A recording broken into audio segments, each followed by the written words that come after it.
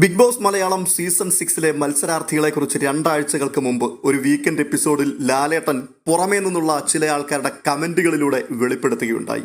ഇത്രയും നിലവാരമില്ലാത്ത മത്സരാർത്ഥികൾ വന്നിരിക്കുന്ന ഒരു സീസൺ ഈ സീസൺ മാത്രമാണ്. സത്യത്തിൽ കണ്ടുകൊണ്ടിരിക്കാൻ പോലും കഴിയാത്ത രീതിയിൽ അറപ്പുളവാക്കുന്ന പല കാര്യങ്ങളുമാണ് അവിടെ ഇവർ ചെയ്തുകൊണ്ടേയിരിക്കുന്നത്. അത് വീണ്ടും ആവർത്തിക്കുകയാണ്. ഈ ഒരു മുന്നറിയിപ്പ് ലഭിച്ചിട്ടും അതിന് പുല്ലുവില പോലും കൊടുക്കാത്ത ഒരു കൂട്ടം നിലവാരം തകർന്ന മത്സരാർത്ഥികൾ ഇന്ന് രാവിലെയും സംഭവിച്ചു വന്നു. അവിടെ ലിവിംഗ് റൂമിൽ വെച്ചൊരു വിഷയം ചർച്ച ചെയ്യുകയാണ്.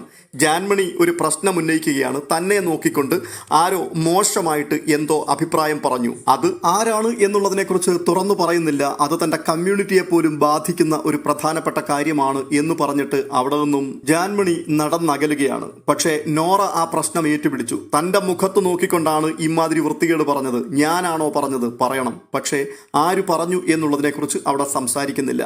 അങ്ങനെ ആ വിഷയം അവിടെ വലിയ ചർച്ചയായിട്ട് മാറുകയാണ്. ഇതിനിടയിൽ ജാസ്മിൻ കയറി ഇടപെടുന്നു. ഇപ്പോൾ പറയണം, എന്തിന് അങ്ങനെ ഒരാളുടെ പേര് വെളിപ്പെടുത്താൻ കഴിയില്ലെങ്കിൽ ഇവിടെ വെറുതെ ഒരു ക്ലൂ മാത്രം ഇട്ടുകൊടുത്തിട്ട് പോയി, അതുകൊണ്ട് ഇപ്പോൾ എനിക്കതിന് മറുപടി കേൾക്കണം, ഇപ്പോൾ ആളാരാണ് എന്ന് പറയണം, കട്ടായം പറയുകയാണ്. അവിടെ വീണ്ടും ചർച്ചയാകുന്നു. ബിഗ് ബോസ് വിളിച്ച് വീണ്ടും ലിവിംഗ് റൂമിലേക്ക് എല്ലാവരെയും കൊണ്ടുവന്നിരുത്തുന്നു. അവിടെ ഇരുന്നു കൊണ്ട് വളരെ മോശമായ ഒരു ചേഷ്ട, വളരെ മോശമായ ഒരു ആംഗ്യം ജാസ്മിനെ സിബിൻ കാണിച്ചു. താൻ എന്താണോ കാണിച്ചതെന്ന് ചോദിച്ചുകൊണ്ട് ജാസ്മിൻ പൊട്ടിത്തെറിച്ചുകൊണ്ട് ചാടി എഴുന്നേറ്റ് അടുത്തേക്ക് ചെല്ലുകയാണ്. സിബിൻ ഉടൻ തന്നെ അതിനെ നിഷേധിച്ചു. ഞാൻ അങ്ങനെ ചെയ്തിട്ടില്ല. പക്ഷേ നമ്മുടെ അഭിഷേക് കെ അടുത്തിരിക്കുകയായിരുന്നു. അദ്ദേഹം പറഞ്ഞു, ഞാനത് കണ്ടു, ഇയാളത് കാണിച്ചു എന്ന് പറഞ്ഞു. വെട്ടിലായി. ഇനിയിപ്പോൾ ഒന്നും ചെയ്യാൻ പറ്റില്ല. വീട്ടുകാർ മുഴുവനും സിബിനെതിരെ തിരിയുകയാണ്. കൂടെ നിൽക്കുന്ന ആൾക്കാർക്ക് പോലും സപ്പോർട്ട് ചെയ്യാൻ പറ്റാത്ത അവസ്ഥയായപ്പോൾ സിബിൻ നിരുപാധികം മാപ്പ് പറഞ്ഞു. വലിയൊരു തെറ്റാണ് കാണിച്ചത്. കാരണം അങ്ങേയറ്റം അശ്ലീല ചുവയുള്ള ഒരു കൈക്രിയയാണ് അദ്ദേഹം കാണിച്ചത്. അതുകൊണ്ട് തന്നെ ഇത് ക്ഷമിക്കാൻ പറ്റുന്നൊരു വിഷയമാണോ? അദ്ദേഹം മാപ്പ് പറഞ്ഞു, നിരുപാധികം മാപ്പ് പറഞ്ഞു. എനിക്ക് കൺട്രോൾ ചെയ്യുവാൻ കഴിഞ്ഞില്ല, എൻ്റെ പ്രഷർ കൊണ്ട് അങ്ങനെ സംഭവിച്ചു പോയതാണ് എന്നൊക്കെ പറഞ്ഞു. ഇപ്പോൾ ഇവിടെ നന്ദന മുമ്പ് ചോദിച്ചതുപോലെ എന്ത് തെറ്റും ആർക്കും ചെയ്യാം, എന്നിട്ട് ഒരു വാക്ക് സോറി പറഞ്ഞാൽ ആ പ്രശ്നം തീരുമല്ലോ. പക്ഷേ ഇത് 19 പേരുടെ മാത്രം ഒരു ഷോ അല്ല. ലക്ഷക്കണക്കിന്, ഒരുപക്ഷെ കോടിക്കണക്കിന് മലയാളികൾ കണ്ടുകൊണ്ടിരിക്കുന്ന ഒരു പബ്ലിക് പ്ലാറ്റ്ഫോമിൽ നടക്കുന്ന പരിപാടികളാണ്. ഇവിടെയാണ് ഓരോ ആൾക്കാരുടെ യഥാർത്ഥ സ്വഭാവവും നിലവാരവും എന്താണ് എന്ന് വെളിപ്പെട്ടു വരുന്നത്. സിബിൻ വളരെ ബുദ്ധിപരമായി കളിക്കുന്ന ഒരാളാണ്. നല്ലൊരു മാനിപ്പുലേറ്ററാണ്. വിൻ ചെയ്യാൻ സാധ്യതയുള്ള വളരെ കരുത്തനായ ഒരു മത്സരാർത്ഥിയുമാണ്. ഇതെല്ലാം നിലനിൽക്കുമ്പോൾ തന്നെ താൻ അറിയാതെ അത്രയും ആൾക്കാരുടെ മുൻപിൽ, ഒരു പെൺകുട്ടിയുടെ മുൻപിൽ ഇരുന്നു കൊണ്ട് അദ്ദേഹം കാട്ടിക്കൂട്ടിയ അങ്ങേയറ്റം മോശവും അശ്ലീലവും കലർന്ന ഒരു കൈക്രിയ. പക്ഷേ അത് ചെയ്തത് സിബിൻ ആയതുകൊണ്ടും ചൂണ്ടിക്കാട്ടിയത് ജാസ്മിൻ ആയതുകൊണ്ടും ആ പ്രശ്നങ്ങൾ അവിടെ അവസാനിക്കുകയാണ്. അതിന് ഒറ്റ വാക്ക് സോറി, ബാക്കിയുള്ളവരെല്ലാം അതിനെ സപ്പോർട്ട് ചെയ്യുകയാണ്.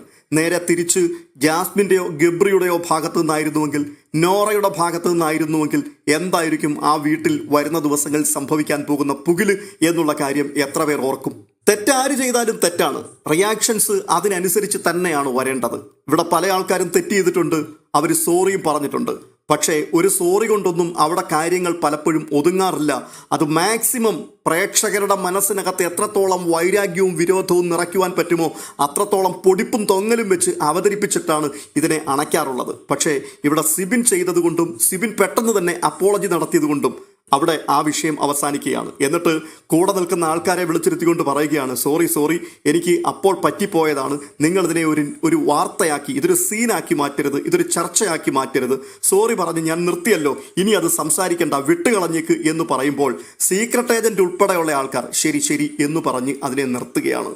നമ്മൾ ഈ സായിയെ പുറത്ത് കണ്ടതുപോലെ ഒന്നുമല്ല അകത്ത്. പുറത്തുള്ള സായി ആയിരുന്നോ ഒറിജിനൽ, അതോ അകത്ത് നിൽക്കുന്ന സായിയാണോ ഒറിജിനൽ? ഇതാണ് ഇപ്പോഴത്തെ പ്രധാനപ്പെട്ട ഒരു സംശയം. കാരണം നിസ്സാര കാര്യങ്ങൾ പോലും സമൂഹത്തിൻ്റെ ഏത് മൂലയിൽ കിടക്കുന്നോ അതാരും അറിയാത്തതിനെ പൊക്കിയെടുത്ത് അതിനെ ഒരു 10-30 മിനിറ്റ് വരെയോളം പൊടിപ്പും തൊങ്ങലും വെച്ച് വർണ്ണിച്ച് സമൂഹത്തിൽ വലിയൊരു പ്രശ്നമാക്കുവാൻ വേണ്ടി മുന്നിട്ട് നിൽക്കുന്ന സായി ഇപ്പോൾ ഈ ഒരു വിഷയത്തിൻ്റെ മുൻപിൽ മൗനം അവലംബിക്കുന്നത് എന്തുകൊണ്ടാണ്? ഇത് ഫേവറിസമല്ലേ? ഇത് ഗ്രൂപ്പ് കളിയല്ലേ? ഇവിടെയാണ് സായി എന്ന മത്സരാർത്ഥിയെ ഫേക്കാണ് എന്ന് പറയേണ്ടി വരുന്നത്.